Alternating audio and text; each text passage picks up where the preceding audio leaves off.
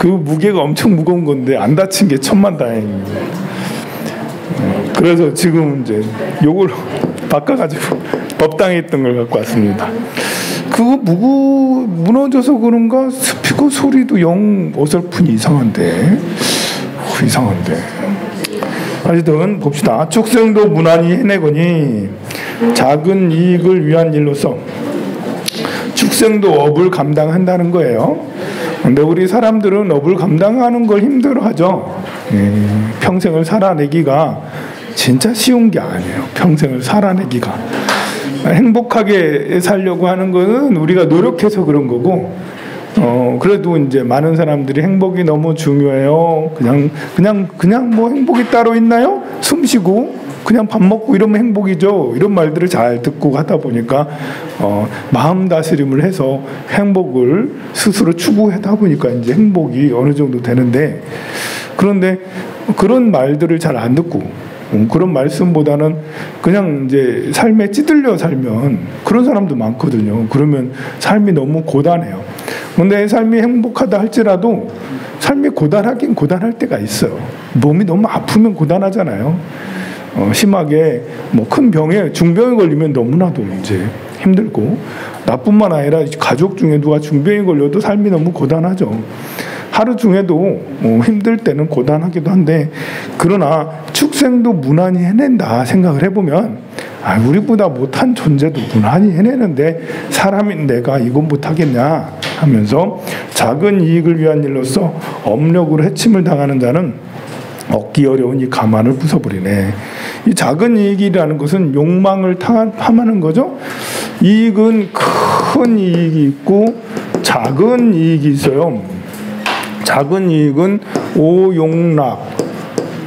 오욕락을 탐하는 거예요. 오욕락은 대표적으로 재물이죠. 나한테 좋은 물건이 왔고 돈이 많이 생기면 기쁘다 이런 걸 탐하다 보면, 그러면 가만이라는 게 사람으로 태어나는 거라 했잖아요. 이런 재물을 너무 탐하면 사람으로 다시 태어나기 어렵다. 내 물건을 돈을 내가 소중히 여기는 물건 이런 것들을 탐하면 집, 또 돈, 또 내 옷 등등의 이런 물건들, 휴대폰 이런 물건들 있잖아요. 그리고 이제 이성, 관계죠. 관계예요. 성적인 관계, 뭐 꼭 동성이든 이성이든 관계없이 이런 관계에 집착을 하면 힘들어요. 결국 이 관계로 인해서 우리는 행복해지고 싶어 하거든요. 그렇잖아요. 아들로 인해 행복해지고 싶고, 친구로 인해 행복해지고 싶고, 배우자로 인해서 아니면 이성으로 인해 행복해지고 싶어. 성적인 욕망이 있기 때문에. 그러나 거기에 집착하면 집착할수록 사람의 몸을 받기보다는 다른 몸에 받게 된다. 그런 거 말고도 명예를 탐하는 것도 작은 이익이죠.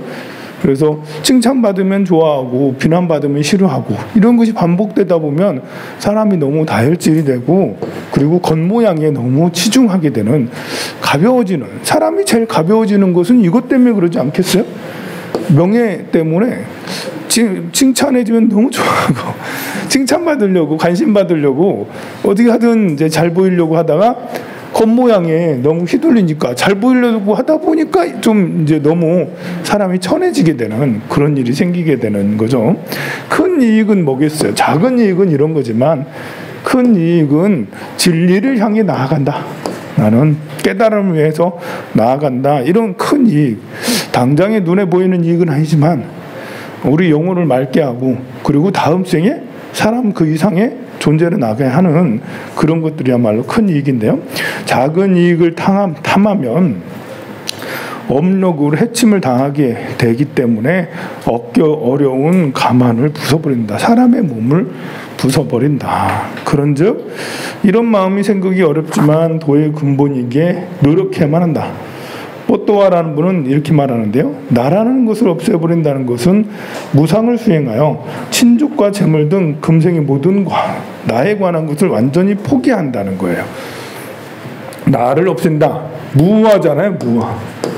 무아. 나를 없앤다. 파괴한다. 나를 죽인다. 나를 아상을 무너뜨린다. 이런 것은 수행을 통해서 나를 무너뜨리고 나를 없애고 나를 파해야지. 나를 죽여야만 돼. 내가 남아있으면 다시 또 살아나면 이 작은 욕망에 눈이 가게 하는 게 나거든요. 그러니까 나를 죽이라 하는 것은 정말 나를 자살한다라는 게 아니라 나의 아상을 끊으라는 거거든요. 나를 죽여라. 내가 계속 살아나면 이런 욕락, 이성에, 명예에, 재물에, 또 식욕에, 또 수면욕에 끝없이 끄달려요. 그러니까 아라는 것이 크면 클수록, 나라는 것이 크면 클수록 재물에 더 관심을, 명예에 더 관심을, 이성에 더 관심을. 그래서 사람이 상이 제일 클 때가 나이로는 20, 30대가 상이 제일 커요. 20, 30대, 40대 초반까지. 왜냐하면 건강하니까. 그러니까 이제 눈만 뜨면 여자만 보이는 거예요. 그래서 남자들 20, 30대 남자들 만나면 무슨 얘기를 제일 많이 하겠어요? 여자 얘기를 제일 많이 해요. 누가 예쁘다 안 예쁘다. 지나가는 여자애들 점수 매기고 이러는 게 남자들이 욕망이 커지면 그렇게 돼요. 근데 이제 이렇게 신체적인 욕망이 커지면 이제 성적으로나 또 성공에 대한 욕망, 또 이제 그 남자애들 맨날 달리기 하고 헬스장 가서 막 근육 만들잖아요. 그 젊은 애들 왜 그러겠어요? 관심 받고, 명예거든. 명예욕이에요. 칭찬받고 관심 받고. 그럼 자기 성취도 있지만, 그렇게 하면 자기 성취도 있는데, 자기 성취와 더불어서 보이고 들리는 것에 너무 그러고 싶은 거예요. 그렇게 되는데 그것이 나쁘다는 건 아니지만 그만큼 건강하기 때문에 상이 큰 거예요. 상이 커서 욕망이 더 큰 거예요. 성적인 욕망도 크죠. 재물에 대한 욕망, 성공에 대한 욕망, 관심에 대한 욕망. 또 얼마나 또 잘 먹어요. 또 보면 너무너무 잘 먹고 건강하면 일단 상이 커요. 그 다음으로 이제 아상을 크게 하는 것은 그리고 이것들이죠. 내가 재물을 더 가지면 재물을 더 가지면 상이 커져요. 그래서 돈 많은 사람 상이 굉장히 높아요. 그리고 내가 또 이제 재물은 또 돈만 있는 게 아니죠. 뭐 좋은 차에 좋은 집까지 이런 것까지 명품까지.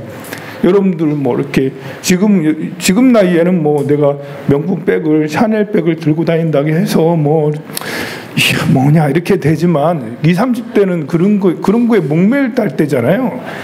그런 것을 하고 다니면 상이 높아지는 거예요. 좋은 차를 타는 이유도 상이 높아지고. 그래서 그런 재물들이 나를 높게 해주고, 또 명예라는 건 자리죠. 어느 자리, 통도사 주지 자리 가지면 스님들이 눈이 배는 게 없어져. 상이 높아지는 거예요. 대통령의 자리, 국무총리의 장관의 국회의원의 자리, 그런 자리를 가지면 또 사람이 건강하지 않아도 상이 높아져요. 자리를 가지면. 또 이제 그 자기 편, 그 부부를 만나는데 남자는 여자의 편이 돼주고 여자는 남자의 편이 돼주면 역시 사람이 상이 높아져요. 내 편을 누가 해주면, 자식이 부모 편을 들어주면 상이 높아지고, 또 부모가 자식 그 편을 들어주면 상이 높아져요. 건강하고 또 다르게, 육체적인 나이랑 다르게. 그래서 이제 우리는 그러기 위해서 좀 노력을 하잖아요. 그 가족의 편을 들어주고 막 그렇게 하잖아요. 그 기죽지 말라고. 근데 이것들은 전부 다 상을 다 높이는 것들인데, 상이 높아지면 이게 그러면 겸손해야 되는데 겸손하지 않고 악순환의 연속이죠. 더 재물을 더 탐하고 이성을 더 탐하고 명예를 더 탐하고, 이렇게 해서 결국은 사람의 몸을 다시 얻기가 어렵다. 죄를 너무 많이 짓는다라고 해서 나라는 것을 없애버린다는 것은 무상을 수행해야 돼. 이런 것들이 아무 쓸모가 없다. 이런 모욕락은 무상하다, 항상하지 않다라는 것을 수행한다라는 거예요. 앉아가지고 그런 수행을 많이 하는 거예요. 지나가는 여자들을 보면, 스님들이 예쁜 여자를 보면 어떤 스님은 막 눈이 따라가고 그러지만 어떤 스님은 참 인생이 참 무상하다. 예쁜 여자를 볼수록 더 무상함을 더 느끼는 사람이 있어요. 재물을 갖다 주면 눈이 뒤집히는 스님이 있는가 하면 재물을 갖다 주면 재물로 인해서 수행이 되는 거예요. 재물이 무상하다. 또 좋은 물건을 갖다 주면 좋은 집이나 좋은 옷이나 이런 것들을 갖다 주면 좋아하는 스님이 있는가 하면 그걸 보면서 이런 것들은 진짜 그 쓸모가 없고 항상하지 않고 변해가는 것이구나라고 그렇게 해서 수행의 도구가 되기도 해요. 그런 것은 여기에 있는 이런 가르침을 잘 수행을 하면, 잘 이 방법대로 이렇게 하면 이제 아무리 예쁜 여자를, 큰 돈을, 아무리 명품 물건을 갖다 줘도 스님이 흔들리질 않아요. 근데 여기에 이렇게 체계적으로 이렇게 여기에 보리도 차제론처럼 체계적인 그런 그 과정을 밟지 않으면 이 순간적인 보이는 것에 마음이 따라가게 되고, 마음이 따라가면 수행을 잊고 그것을 추구하게 되는 일이 생기는 거죠. 그래서 이 보리도 차제론의 가장 기본적인 수행부터 해 나가는 것이 진짜 중요한 거고, 이런 차제를 잘 해놓으면, 그러면 어떤 장애물이 생겨요. 심지어 전쟁이 일어나도 오히려 자비심이 더 커진다니까. 오히려 미스 코리아가 여기 잔뜩 있어도 오히려 물들지 않고 오히려 수행력이 더 높아질 수 있고, 재물이 여기 가득해도 오히려 재물에 물들지 않고 수행력이 더 고강해질 수 있어요. 보통 우리는 그렇게 생각 안 하잖아요. 스님한테 재물을 이만큼 여기 수십 톤, 수백 톤을 갖다 주면 그러면 스님은 타락할 거야. 스님한테 예쁜 여자들이 이만큼 가득 있으면 그럼 스님 타락할 거야. 이렇게 생각을 하는데, 기초가 탄탄한 분은, 기초가 탄탄한 수행자는 오히려 이제 역경에서도, 순경에서도, 역경이라는 것은 나를 방해하는 거예요. 역경에서도 수행이 되고, 순경이라는 건 나를 칭찬해주고 나한테 잘 되는 거거든요. 그 순경이 일어나도 예쁜 여자가 많고 돈이 많고 뭐가 많이 잘 돼도 오히려 이제 수행력이 더 고강해지는 그런 것이 될 수 있죠. 달라이라마 존자 같은 경우는 이런 것이 탄탄하게 돼 있으니까 그런 이제 권력의 자리에 있어도 더 겸손하고 더 물들지 않고, 또 대만의 성운대사 불광산사를 막 키우는 거 있잖아요. 그분도 그렇게 많이 이제 이렇게 불사를 하고 엄청난 재물, 엄청난 다신도 이런 분들이 있어도 오히려 더 겸손해지고 이렇게 하는 것들은 기초가 튼튼하기 때문에 그래요. 그래서 나라는 것을 없애버린다는 것은 무상을 수행해서 친족과 재물 등 금생의 모든 나에 관한 것을 완전히 포기해서 동반자 없이 혼자서 내세로 바로 간다는 것을 안다는 것이다. 법이 아닌 어떤 것도 모두 도움이 되지 않음을 알면 현세에 머물지 않겠다는 마음이 비로소 일어나게 된다. 이런 마음이 생기기 전까지 모든 법의 길은 막혀있는 상태이다. 또 선지식 델와라는 스님도 이렇게 말하는데요. 만일 자량을 쌓는 것과 업장을 밝히는 것을 겸수하면, 자량을 쌓는 것은 공덕을 쌓는다는 거죠. 공덕을 쌓는 것과 업장을 밝히는 것을 같이 하면, 공덕을 쌓는 것과 업장을 밝히는 건 뭘까요? 공덕을 쌓는 것, 업장을 밝히는 것, 서로 약간 다르죠? 공덕을 쌓는 것은 무엇을 하면 공덕을 쌓겠어요? 제일 공덕이 잘 쌓여지는 건 뭘까요? 봉사. 예, 봉사, 보시도 있지만 법공양이죠. 봉사, 보시도 법공양에 해당될 수 있지만 넓게 보면 법공양이죠. 예, 나를 부처님한테 올리는 거예요. 나를. 내 온몸을 금강경을 독송하면서 나를 부처님한테 올리는 거죠. 절을 3000배를 하면서 나를 부처님한테 올리는 거예요. 사경을 하면서 나를 부처님한테 공양 올리는 그런 것이죠. 그리고 이제 더 나아가서 이제 보시하고 봉사는 이거 몸으로, 마음으로 이제 공덕을 짓는 것이 경전을 독송하면서 나를 연부를 하면서 나를 부처님한테 공양을 올리는 거고, 몸으로 보시를 하는 것이 이제 공양관이라든지 종무소라든지 이런 데 가서 봉사하는 거고, 그리고 돈도 몸으로 하는 거죠. 그 돈으로 하는 보시는 이제 그야말로 공덕이 되는 그런 보시고, 업장을 밝히는 것은 이제 수행이죠. 수행. 공덕하고는 좀 부분이 달라요. 수행. 마음을 이제 사성제 8정도, 사성제와 8정도를 가지고 연부를 사성제와 8정도 3법인 이런 마음이 바탕이 된 상태에서 관세음보살 이렇게 하면 이제 업장이 밝혀지는, 업장을 맑게 하는 그런 방법이죠. 그러니까 수행을 하는 거예요. 수행. 참선하는 것도, 이목구함이 참선하는 것도 여기에 해당이 되는 거고. 그런데 그러면 내가 관세음보살 수행하는 것은 공덕이 안 되냐? 공덕은 적게. 참선하는 스님들은 대체로 이제 연부를 하지 않고 이목구함 또는 무 이러면서 이런 화두를 들거든요. 고뇌하는 거예요. 해볼까? 그래서 이제 이렇게 가만히 앉아서 고요하게 앉아서 해볼까? 그러면서 화두 의심을 해요. 아니면 숨을 들이쉬고 숨을 내쉬고 숨을 들이쉬고 숨을 내쉬고.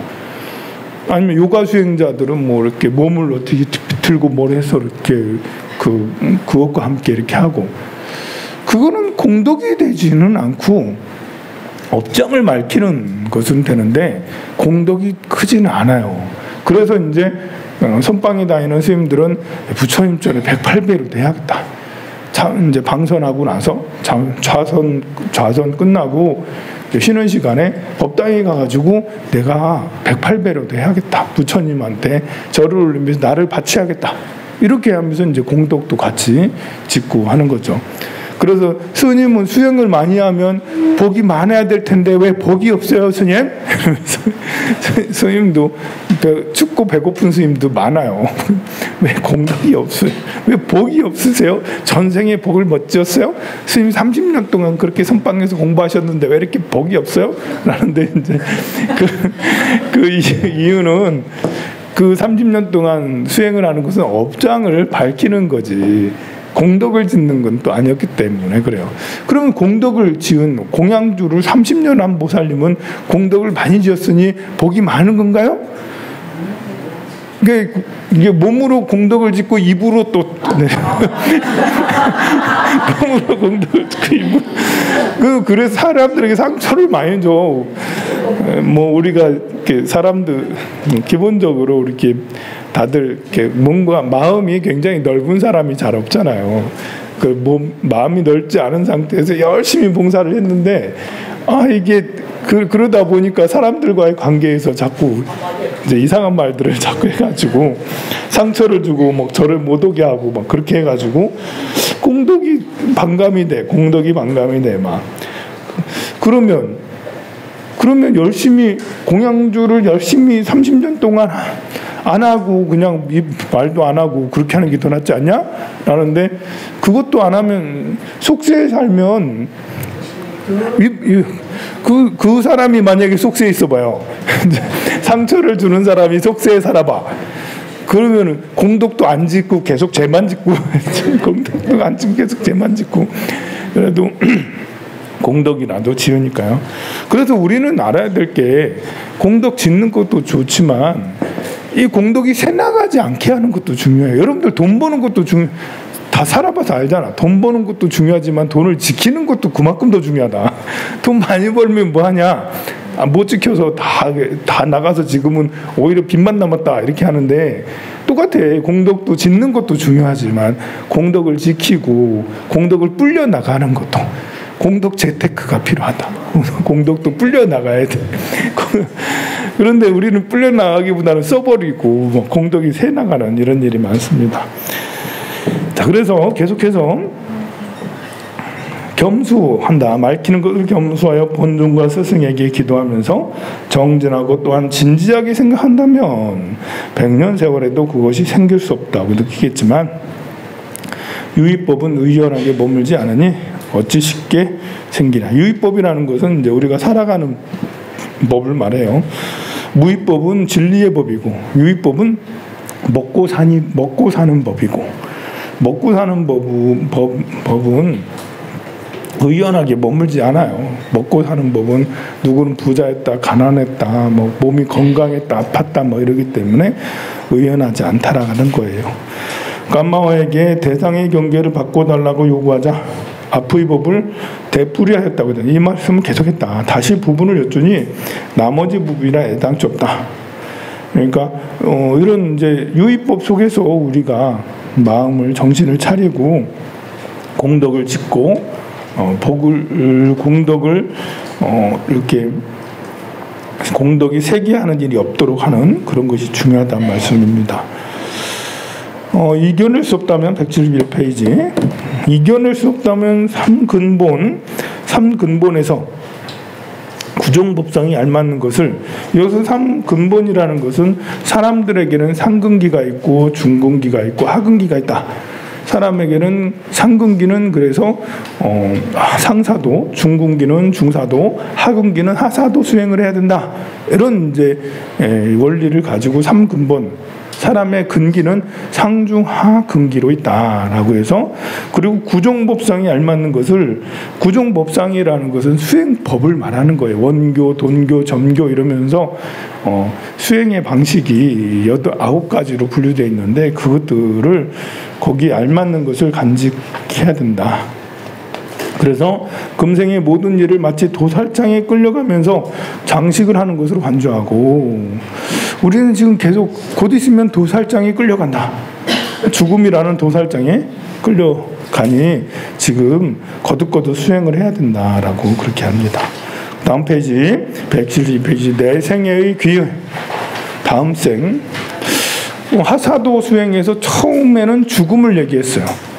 우리가 이제 그 죽음 이전에도 공부 많이 했지만 죽음 이전의 공부는 예비 단계 수행이에요. 예비 단계. 그리고 이제 하사도 수행에 들어와서 하사도, 중사도, 상사도에서 하사도 수행의 첫 번째 계단은 바로 죽음이었어요. 그 두 번째 계단은 다음 생, 죽고 난 다음에 벌어지는 일. 우리는 곧 죽을 거야, 죽을 걸 생각해. 그러면 이제 모든 게 가치가 없어지잖아요. 우리는 집착이 너무 많아. 그래서 재물에 집착하고 관계에 집착하고 몸에 집착하는데 죽을 걸 생각을 하면 관계도 다 사라지고 몸도 다 사라지고 돈도 가져갈 수 없고 그러니까 굳이 돈 때문에 고뇌할 필요 없다. 또 부부 관계 이런 것 때문에 고뇌할 필요, 자식하고 이런 관계, 친구 관계, 뭐 이런 관계 다 고뇌할 필요가 없다. 이제 번뇌할 이유가 다 사라지는 거예요. 또 몸이 아픈 것도 내가 지금 암 걸려가지고 힘들어 죽겠는데 아휴 이거 별거 아니다. 그렇게 몸에 대한 번뇌도 다 사라지고 애착을 다 사라질 수 있죠. 오로지 수행에 전념할 수 있게 하는 게 죽음이란 단어예요. 다 필요가 없으니까요. 그러면 이제 죽고 나면 어떻게 되는지 그 다음에 생각하는 게 두 번째 단계 대생, 다음 생, 오는 세상, 미래 레자잖아요. 올레자, 오는 생의 귀의 후세에는 어떻게 되어가는가, 이취의 고락은 어떤 건가. 이취라는 건 성취와 악취, 선취로 갈 수도 있고 악취로 갈 수도 있어요. 이처럼 빨리 죽는다는 것이 결정되었기에 금생에 오래 살 여가가 없고 죽은 다음에도 또한 여가가 없다. 이 생도 오래 살까? 뭐 이렇게 하는데 여전히 생을 받아야만 하는데요. 이 생이든 다음 생이든 빨리 죽든 늦게 죽든 다음에 꼭 다른 생을 받는데 그런데 이취를 제외한 다른 곳에 태어날 곳 없으니 선취나 악취에 태어나는 것이다.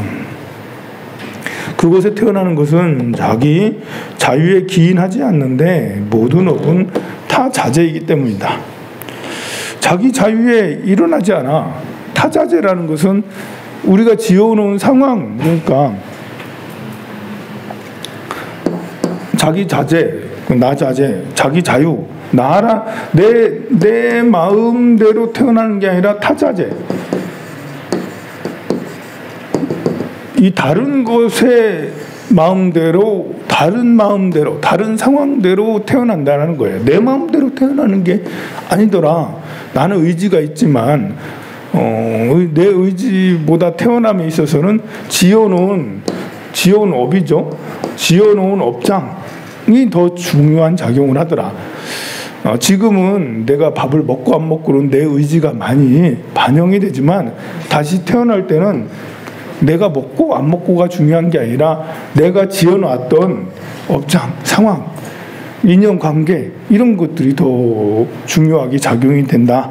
그래서 모든 업은 타자재이기 때문이다. 선업과 악업이 끌어당기는 데 따라서 태어나기 때문이다. 타자재, 그러니까 지어놓은 것이 나를 어떻게 끌어당기냐. 우리는 이제 민들레 홀씨랑 약간 비슷해요. 이제 영혼이 이제 죽고 나면 홀씨가 돼서 어디론가 가는데 홀씨가 가고 싶은 대로 가나요? 홀씨가 가고 싶은 대로 가는 의지는 별로 없어요. 바람에 의해서 가요. 바람에 의해서. 어디서 땡기냐, 어디서 미냐, 어디서 밀고 어디서 땡기느냐 이런 거에 따라서 홀씨가 떨어지잖아요. 그런 것처럼 우리 영혼도 다음 생에 내 의지라는 게 잘 없어요. 내 의지를 하기 위해서 홀씨의 질을 높이자라는 게 수행이에요. 수행을 하면 내 의지, 보통 이제 우리가 살면서도 내 의지로 살아간 것 같지만 욕망에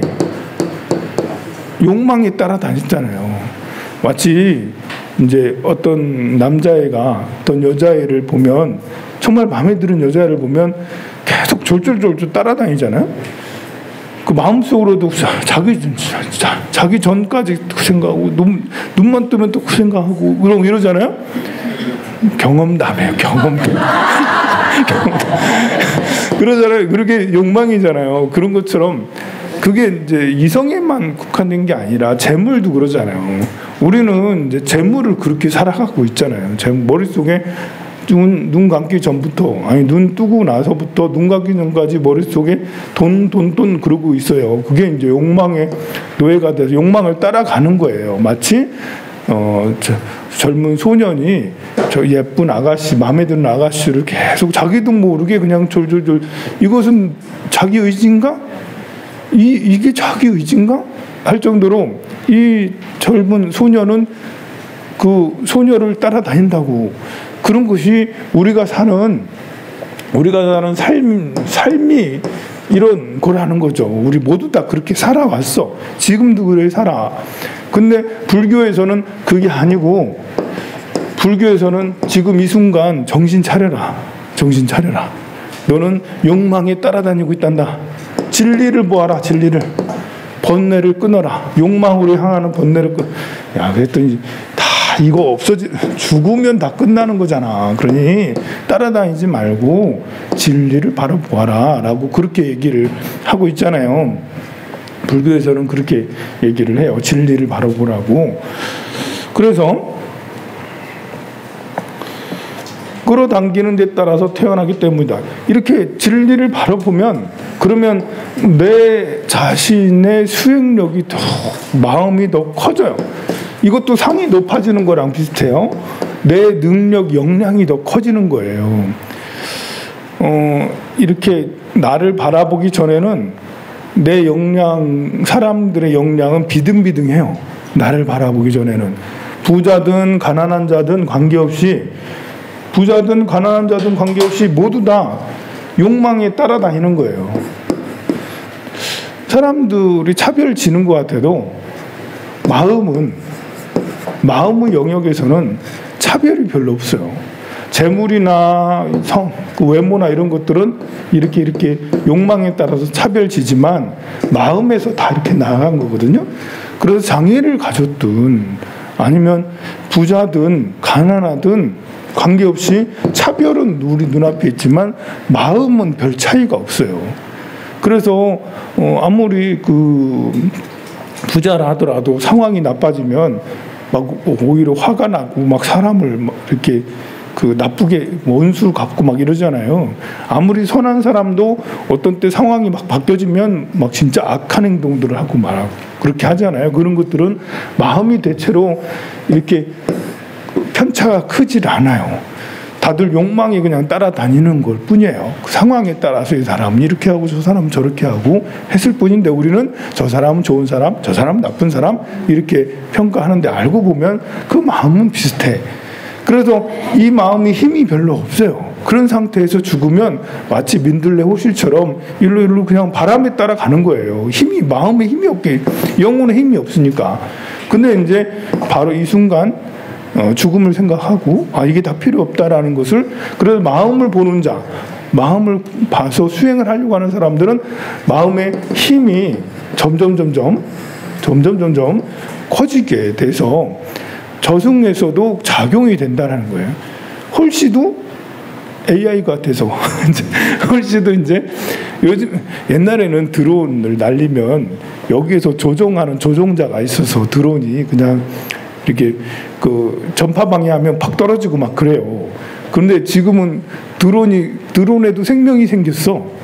자체를 움직이게 AI를 교육시켜서 본인이 드론도 자기가 이제 맡은 바 임무, 그러니까 나랑 주인하고 떨어져도 드론이 마음대로 그 임무를 받았다면 가가지고 팡, 그래서 폭격을 할 수 있고 막 그런 게 하는 거예요. 그런 힘이 생긴 거예요, 드론에게도. 이제 그런 것처럼 사람도 이제 힘이 없었는데 죽고 나면 그냥 그 인과법에 따라서 다음 생에 그냥 태어나게 되는데, 근데 수행자가 되면, 마음 수행을 하면 마음에 힘이 생겨서 조금 이제 나 거기 싫은데 안 갈 건데 라는 의지가 된다라는 거죠. 어머니 태 들지 않으리라 뭐 이런 것이 된다라는 거죠. 그래서 나는 축생으로 돼지의 몸속으로 들어가, 저기 아닌데 라고 이제 바꿀 수 있는, 이렇게 나는 부처님의 세계로 갈 거야 뭐 이렇게 할 수 있는 이런 것들이 이제 되기 시작하는 것이 수행을 하면 된다라는 것이 이제 우리 불교 수행의 가장 큰 장점이라고 할 수가 있는 거예요. 그래서 모든 업은 타자재이기 때문에 선과 악업이 끌어당기는 데 따라서 태어나기 때문이다. 그러면 내가 만일 악취에 태어난다면 어떤 식으로 변해서 악취의 고를 겪겠는가라고 생각하게 될 것이다. 세간의 보호전 용서는 남과 같이 말하는데요. 몹시 뜨겁고 그 추운 지옥을 날마다 생각해야 한다네. 지옥을 생각해야 된다. 우리가 이제 지장경을 보면 지옥 얘기가 정말 많이 나와요. 그래서 무섭다라고 여기는데, 지장경에 지옥 이야기가 많이 나오는 것은 너 지옥에나 떨어져라 이런 게 아니라 지옥을 생각해 봐라. 제가 이렇게 요즘에 몇 번 얘기하잖아요. 우리가 이제 부자인 사람하고 어울려 다니는 게 더 낫냐? 가난하고 병들고 늙고 이런 사람하고 같이 어울려 다니는 게 더 낫냐 했을 때, 우리 감정적으로는 그냥 생각하면 나 저 행복해하는 부자들하고 놀러 다니고 부자들하고 있는 게 더 좋을 거야. 나 그러고 싶어. 이 가난하고 병들고 늙은 사람은 답답하고 좀 우울할 것 같아. 이렇게 하는 것이 보통 우리의 번뇌가 가득한 우리가 생각하는 거고, 실제로 여러분들이 부자 속에 가면 행복한가 했을 때 안 그렇더라. 부자 속에 가면 행복할 것 같아도 거긴 경쟁이 더 많고 사람들이 아상이 더 크고 사람들이 좀 더 복잡하고 이런 게 있다 이제. 근데 오히려 가난하고 병들고 힘든 사람을 보면 마음이 아프지. 당연히 아프죠. 근데 마음이 아프다라는 것이 그걸 나도 굉장히 힘들어 이런 게 아니라, 마음이 아프니까 마음이 오히려 편해져요. 자비로워지니까. 자비로워져요. 여기는 이제 이렇게 상이 굉장히 높아져서 마음이 힘들어져. 그래도 부자들이 다 행복한 거는 아니라는 거죠. 그래서 가난한 사람들하고 늙고 병든 사람들하고 있으니까 오히려 욕망이 많이 사라져. 굳이 내가 화장을 3중, 4중, 5중으로 여기 다니면 화장을 3중, 4중, 5중으로 해야 되거든요. 그렇잖아요. 옷도 겹겹이 입어야 되고, 그냥 여러분들 백도 하나만 들고 다니면 안 돼. 여기는 매일마다 다른 백을 들고 다녀야 되고, 신발도 넥타이도 다른 걸 맨날 바꿔가면서 해야 돼. 근데 여기 오면 머리 그냥 파마 대충 해가지고 그냥 3개월째 그 헤어스타일에도 아무렇지도 않고, 그냥 비닐봉지 들고 다녀도 아무렇지도 않아요. 여기서 몸빼 입고 다녀도 아무렇지도 않고, 이게 마음이 편해져요. 여기 있으면.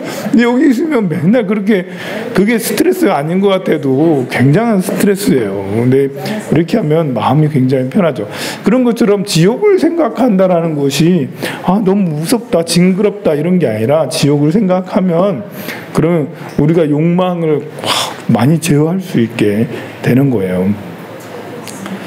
그래서 그 용수 스님께서는 날마다 지옥을 생각해야 된다. 날마다 지옥을 생각해야 된다. 굶주림과 갈증으로 찢은 아귀들도 또한 생각해야 하리. 또 우매한 범부들의 끝없는 고통, 중생들을 관찰하고 생각해야 된다네. 사람도 이렇게 늙고 병들고 가난하고 힘든 사람들을 도와야지 이런 생각을 하는 사람은 평상시에 이런 생각을 자주 하는 사람은 되게 편하고 좋아요. 사람이 같이 있으면 사람이 자꾸 순하고 이렇게 그 의지가 될 만한 참 좋은 사람이라는 그런 생각이 들어요. 근데 이 자꾸 돈 많이 내야 되고 좋은 옷에 좋은 집에 좋은 차에 좋은 화장품에 뭐에 자꾸 이러는 사람은 굉장히 이렇게 뭔가 좀 옆에 있으면 힘들어요. 이렇게 마음이 더 드넓지 않아. 보면 푸근하지 않고 의지하고 싶은 생각이 없고 왜 저렇게 사나 이러면서 왜 저렇게 사나 그런 생각밖에 안 들어요. 그런 것은 원리가 그런 원리인 거예요. 그래서 지옥의 중생을 제도해야지. 악귀에 우리가 이제 제지내는 것은 악귀를 천도하기 위해서 제지내는 거예요. 우리는 이제 제지내는다는 천도제라는 게 이제 불교의 천도제는 우리가 여러분이 생각하는 거랑 좀 다른 게 있어요. 불교의 천도제는 우리 어머니 아버지를 위해서 부모를 위해서 천도제를 지낸다 하면 어머니 아버지의 업을 청산해 드려야지. 어머니 아버지에게 맛있는 음식을 드려서 그 경을 읽어 드려서 어머니 아버지 천도를 시켜 드려야지. 이런 것은 무속해서 생각하는 거고, 불교에서의 천도제는 어머니 아버지를 위해서 공덕을 지어드리는 거예요. 공덕을. 그래서 음식을 어머니 아버지가 와서 드시는 게 아니에요. 불교에서 천도제는 아귀가 와가지고 드시는 거예요. 아귀가. 유주무주 고온들을 아귀라 하는 거거든요. 그러니 우리가 차려놓은 밥상은 우리 어머니 아버지 드시라고 해서 영단에 차려놓은 게 아니라고. 어머니 아버지는 이미 윤회해가지고 어디 계셔. 먹으러 안 오셔. 이제 여기 누가 먹으러 오냐? 아귀가. 아귀에게 무료급식 하는 거예요. 대중공양 올리는 거예요. 우리가 이제 그 1층에서 그 음식 공양도 하고 떡도 나눠주고 막 이렇게 하잖아요. 그렇게 하는 게 산 사람들에게 음식을 제공하는 그것 공덕이라고 우리가 생각을 하기 때문에 하지 않습니까? 그런데 뭐 산 사람이야 우리가 안 줘도 다 어디 가서 얻어먹지만 아귀는 우리가 안 주면 먹을 데가 없어요. 먹을 때. 아귀는 절에서 주지를 않으면 옛날에는 고시래 해가지고 막걸리라도 많이 먹고 했는데 요즘에는 고시래 같은 거 없어. 이제 요즘에는 고시래도 아무도 안 해. 그래서 절에서 이렇게 자꾸 천도제를 지내주고 그러면 아귀들이 와가지고 그걸 먹어서 아귀를 위한 천도. 그래서 공덕이 아귀를 천도해주기 때문에 공덕이 되고 그 공덕의 힘으로 우리 어머니 아버지가 복을 받는다. 이런 논리예요. 논리가. 이유가 그렇게 하는 거예요. 그래서 이렇게 아귀들을 천도해줘야지. 우리가 뭐 백중제도 마찬가지예요. 우리 어머니 아버지 위패 올리잖아요. 여기 와가지고 법문 들으시면서 이거 하세요 이런 의미도 있었겠지만 그거보다도 매주마다 제를 아귀들한테 천도제를 해드리면서 급식을 해드리면서 아귀들 그 유주무주 고운 영가들 얼마나 많습니까? 그런 영가들을 구제해주자라는 그런 의미로 하는 거예요. 지옥의 영가들, 악의 영가들 다 구제해줘야지. 여기서도 이제 용수보살이 그렇게 말을 합니다. 우매한 범들의 끝없는 고통, 중생들을 관찰하고 생각해야 하네. 고통받는 중생들을, 그러니 내가 좋은 사람이 되고 싶어요 라면 어렵고 고통받고 힘들고 괴로워하는 사람들을 도와줘야지.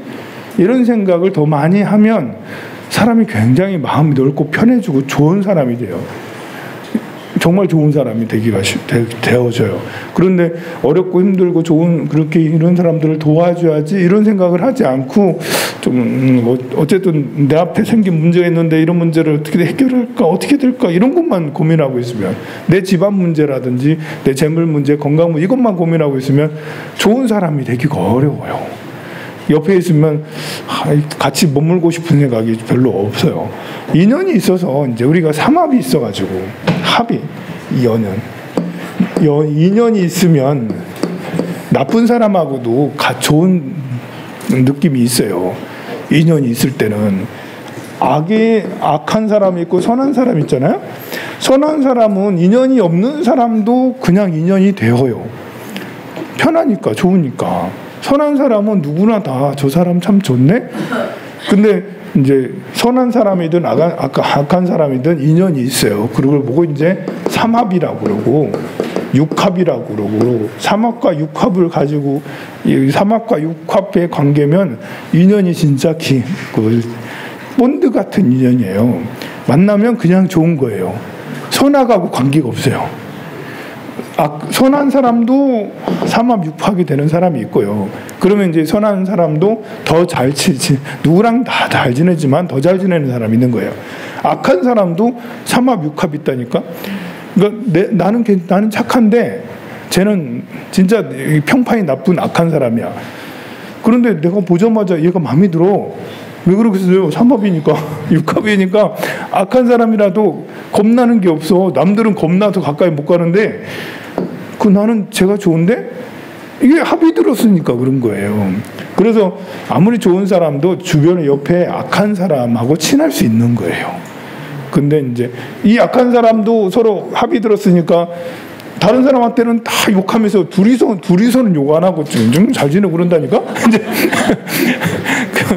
물론 이제 시기가 되면 또 이런 것들도 깨지는 시기가 오죠. 충이 들어오면 여기서 이제 관계가 끝날 때가 또 와요. 근데 그렇게 되면 이게 문제인 거예요. 우리가 선한 사람하고 관계가 끝날 때도 있습니다. 선한 사람하고도 삼합이 들어서 관계가 좋다가 충이 들어오면 끊기잖아요. 그러면 이제 이런 것은 아무 후유증이 없어. 근데 악한 사람하고 삼합이 들어가지고 친했다가 충이 들어와서 끊기면 어떻게 돼요? 야, 이거는 진짜 재앙이다. 이건 진짜 큰 문제가 될 수 있다. 그런데 그런 일이 생겨요. 왜냐하면 얘기했잖아요. 나는 착한 사람인데 쟤는 악한 사람이야. 근데 남들은 다 알아, 제가 악한 사람인지.